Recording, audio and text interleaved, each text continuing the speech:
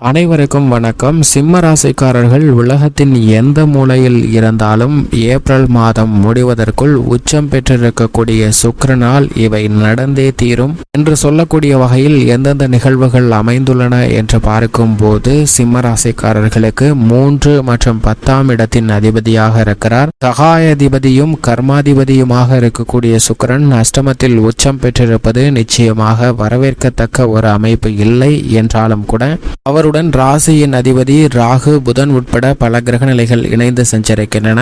April மாதம் 14ஆம் தேதி முதல் ராசியின் அதிபதி 9இல் உச்சம் பெற்று குருவுடன் இணைந்து சஞ்சரிக்க போகிறார். ஏப்ரல் மாதத்தின் இறுதியில் சுக்கிரனும் 9இல் உச்சம் பெற்று சஞ்சரிக்கக்கூடிய ராசியின் அதிபதியான சூரியன், குரு மற்றும் சுக்கிரன் என 3 கிரக நிலைகள் 9ஆம் இடத்தை வலுப்படுத்தக்கூடிய இந்த வேலை என்பது ஏப்ரல் மாதம் 30ஆம் தேதி முடிவதற்குள் நீங்கள் திட்டமிட்டபடியே நல்ல பல நற்காரியங்களையும் சிறப்பான முன்னேற்றத்தையும் பெறுவதற்கான யோகம் நிச்சயமாக சிம்மராசிக்காரர்களுக்கு கிடைக்க போகிறது என்பதை உச்சம் பெற்று சஞ்சரிக்கக்கூடிய சுக்கிரனும் உச்சம் பெறக்கூடிய சூரியனும் உறுதிப்படுத்துகின்றன. சிம்மராசிக்காரர்களுக்கு உலகின் எந்த மூலையில் இருந்தாலும் 30/4/2024 முடிவதற்குள் உச்சம் பெற்று சஞ்சரிக்கக்கூடிய சுக்கிரனால் இவை நடந்தே தீரும் என்று சொல்லக்கூடிய வகையில் எவையெல்லாம் அமைந்துள்ளன.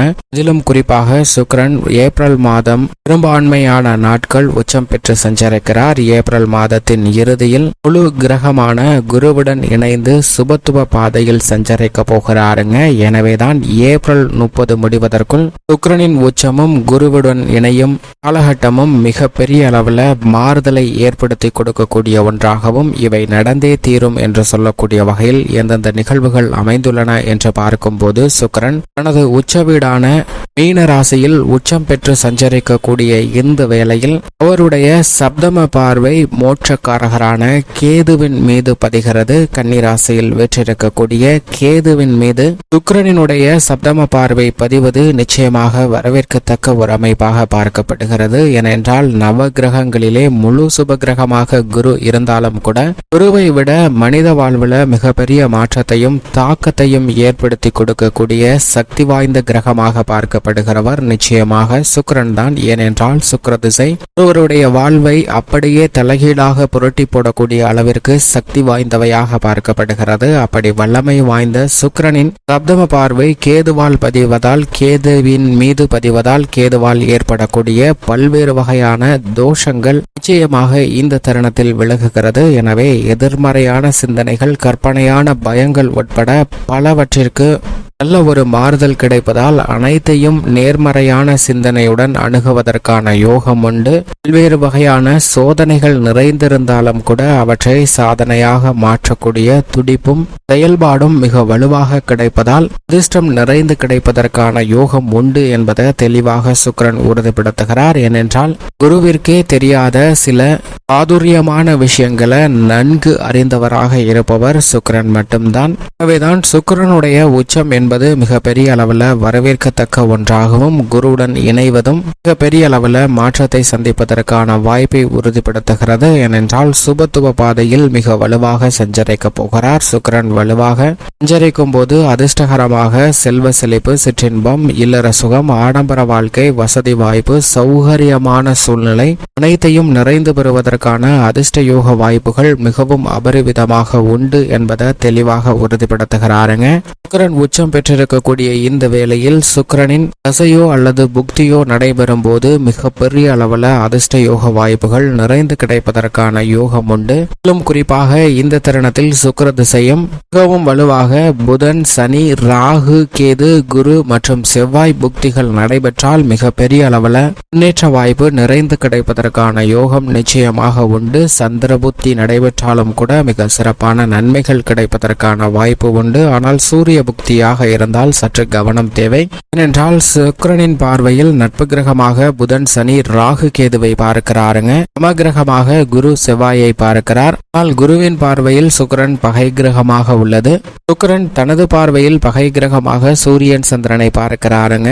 ஆனால் சந்திரன் சமகிரகமாக சுக்கிரனை பார்க்கிறார். சூரியன் தனது பார்வையில் சுக்கிரனை பகை கிரகமாக தான் பார்க்கிறார். எனவேதான் சூரிய புக்தியோ அல்லது சூரிய தசையோ நடைபெறும் போது சற்று கவனம் தேவை. இருப்பினும் சுக்கிரன் உச்ச உச்சம் பெற்றிருக்கக்கூடிய இந்த வேளையில் உலகின் எந்த மூலையில் இருந்தாலும் பல நன்மைகளையும் முன்னேற்றத்தையும் நிறைந்து பெறுவதற்கான யோகத்தை நிச்சயமாக பெற்றுத் தருகிறார். ஏனென்றால் சுக்கிரன் பொதுவாக ஒருவருடைய ஜாதக அமைப்பில் மிகவும் வலுவாக ஜென்மத்திலோ 2, 4, 5, 7, 9 மற்றும் 11 ஆகிய இடங்களில் அபரிவிதமான நன்மையை அள்ளி கொடுப்பாருங்க. அதே சமயம் அஷ்டமத்தில் ஏற்படும் போது சில தேவையற்ற விரய செலவுகளை சந்திப்பதற்கான வாய்ப்பு உண்டு. அதே போன்று 6, 12 சில சிரமம் இருந்தாலும் பெரிய அளவிற்கு பாதிப்பு ஏற்படாது. ஏனென்றால் விரயங்களை சுப விரயங்களாக மாற்றுவதற்கான யோகத்தை உருவாக்கி கொடுப்பார். மற்ற இடங்கள்ல நடுநிலையான பலன் கிடைப்பதற்கான வாய்ப்பு உண்டு. ஆனால் சுக்கிரன் உச்சம் பெற்றிருக்கக்கூடிய இந்த வேலை என்பது நவகிரகங்களிலே 7 இடத்திற்கு அதீத நன்மை கொடுக்கக்கூடிய சுக்கிரன் உச்சம் பெற்றிருப்பதால் 12 இடத்திற்கும் நல்லதொரு மாறுதல் மிக வலுவாக கிடைப்பதற்கான யோகம் உண்டு என்பதை தெளிவாக உறுதிப்படுத்துகிறாருங்க. அது மட்டுமல்லாது சுக்கிரன் ஒவ்வொரு கிரகங்களுடன் இணையும் போது மாறுபட்ட பலனை அள்ளி கொடுப்பார். சந்திரனுடன் இணையும் போது பண வரவு அதிகரிக்கும், புதிய வாய்ப்புகள் நிறைந்து கிடைக்கும், திட்டமிடக்கூடிய பணிகள்ல நன்மையும் அதிர்ஷ்டமும் மிகவும் அபரிவிதமாக கிடைப்பதற்கான யோகம் நிச்சயமாக உண்டு. அதேபோன்று ராகுவுடன் இணையும் போது திடீர் அதிர்ஷ்ட யோக வாய்ப்புகள் கிடைப்பதற்கான சாத்தியக்கூறுகளை உறுதிப்படுத்துகிறார். சூரியனுடன் இணையும் போது அதிகாரமும் ஆளுமையும் மிக்க உயர் பதவிகள் கிடைப்பதற்கான யோகமும் கிடைக்கிறது.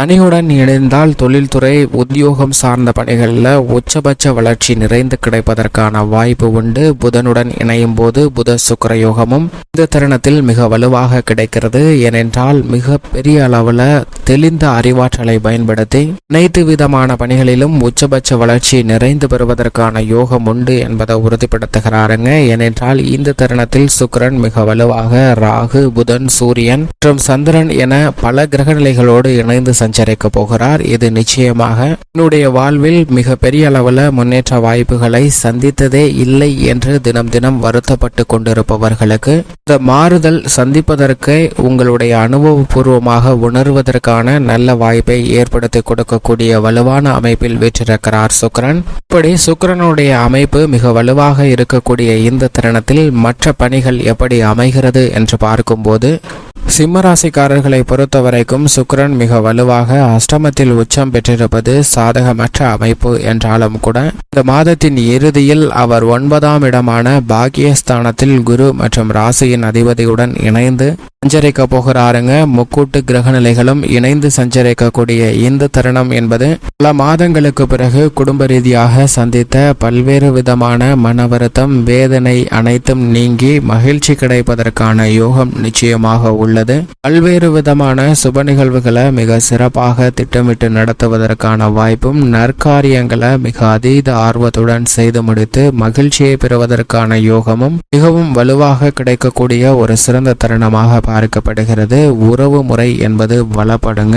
குடும்ப உறுப்பினர்களுக்கிடையே அன்பு பலப்படக்கூடிய ஒரு தருணமாக பார்க்கப்படுகிறது. உத்தியோக ரீதியான பணிகளில் சிம்மராசிக்காரர்கள் சுறுசுறுப்புடன் அனைத்து விதமான பணிகளையும் செய்து முடித்து எதிர்பார்க்கக்கூடிய நிம்மதியை உத்தியோகம் சார்ந்த பணிகளில் பெறுவதற்கான யோகம் உண்டு. ஏனென்றால் உத்தியோகத்தில் ஏற்படக்கூடிய தடைகளை விலக்கி மிக சிறப்பான முன்னேற்றத்தை உச்சம் பெற்று சஞ்சரிக்கக்கூடிய ராசியினுடன் அதிபதியுடன் இணைந்து சுக்கிரன் கொடுக்க போகிறாருங்க. அது மட்டுமல்லாது அஷ்டமத்தில் இருந்தாலும் அலைச்சல் அதிகரித்தாலும் நீங்கள் எதிர்பார்க்கக்கூடிய நல்ல பலன்கள் நிச்சயமாக கிடைக்க போகிறது. தொழில்துறை, வியாபாரத்துறை சார்ந்த பணிகளில் நினைத்து செயல்படுவதை விட கூட்டு முயற்சியாக இந்த தருணத்தில் சிம்மராசிக்காரர்கள் ஈடுபடும் போது பல சிரமங்கள் தவிர்க்கப்படுவதற்கான வாய்ப்பு நிச்சயமாக கிடைக்கிறது என்பதை தெளிவாக உறுதிப்படுத்துகின்றன. கலைத்துறையின் நாயகனாக இருக்கக்கூடிய சுக்கிரன் உச்சம் பெற்றும் பிறகு பாக்கியஸ்தானமாகிய 9லும் அமர்வது கலைத்துறை ரீதியான பணிகளில் சிரமம் இருந்தாலும் கொடுக்கல் வாங்கல், கடன் சார்ந்த தொல்லைகள் விலகுவதற்கான சாத்தியக்கூறுகளும் வருமானத்தை உயர்த்தி கொள்வதற்கான பல நல்ல சந்தர்ப்பமும் நிறைந்து கிடைப்பதற்கான வாய்ப்பு உண்டு என்பதை தெளிவாக உறுதிப்படுத்துகின்றனர். அரசியல் சார்ந்த பணிகளில் நிச்சயமாக இந்த தருணத்தில் அதீதமான அலைச்சலை சந்திக்க வேண்டிய ஒரு சூழ்நிலையாக தான் பார்க்கப்படுகிறது. அலைச்சல் அதிகரித்தாலும் கூட நீங்கள் எதிர்பார்க்கிறபடி மக்கள் மத்தியில் செல்வாக்கும்